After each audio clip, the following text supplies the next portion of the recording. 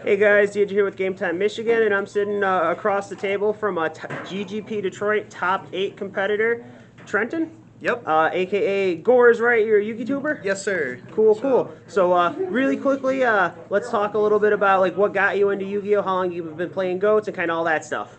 So I got into Yu-Gi-Oh from the Legend of Blue Eyes, the very first commercial. Like I saw that big dragon and I was like, oh, I'm sold.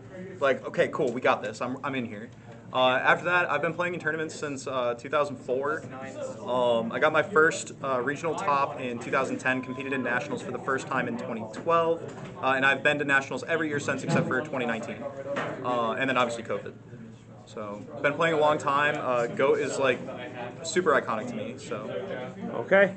And what deck did you play today in your top 8? I played Zombie Earth Aggro. Ooh, that's a pretty unique deck. Let's dive right into that. Yeah, so Honorary Zombie Giant Rat. He's holding a skull, so it works. He's just another card that can search all of our main important pieces.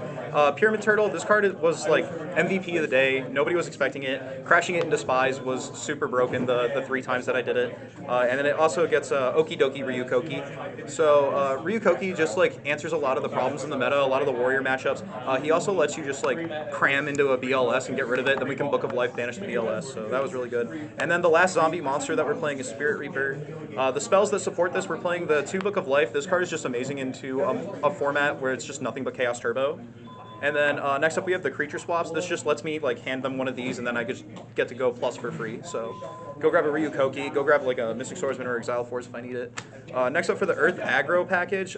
So we had to like cut down on like what you would normally play in Earth Aggro. So we're on 2 Gob, 2 Assailant, 2 Gigantus, 1 Swordsman, and 1 Exile Force and 1 Fairy Lily. Fairy Lily won me way too many games today. Exile Force resolved exactly 1 time, and then Gigantus is just one of the most broken cards in this format. I think this card is really underappreciated. I'm happy to see Earth Aggro getting more representation.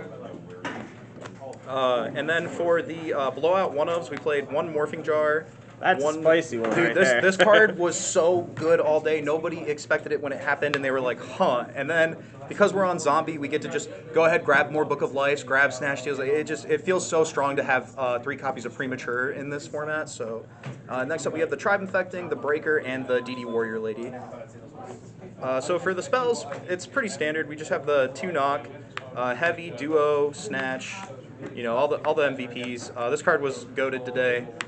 And then that's it. No Trap Dust Shoots in the main, no Psalms in the main, no Book of Moons. Book of Moon might be the only option that I would consider just so that I wouldn't lose to certain matchups.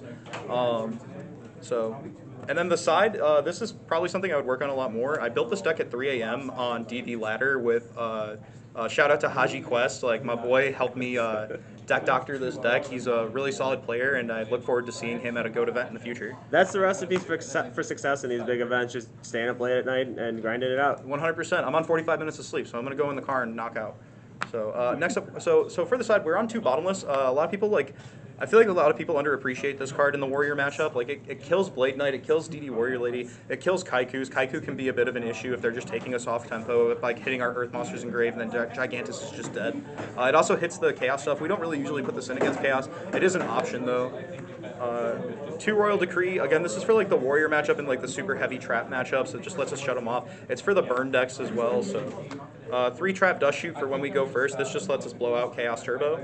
1 Ceasefire. This is like our time card and also our anti match control, anti-flip card sideboard piece.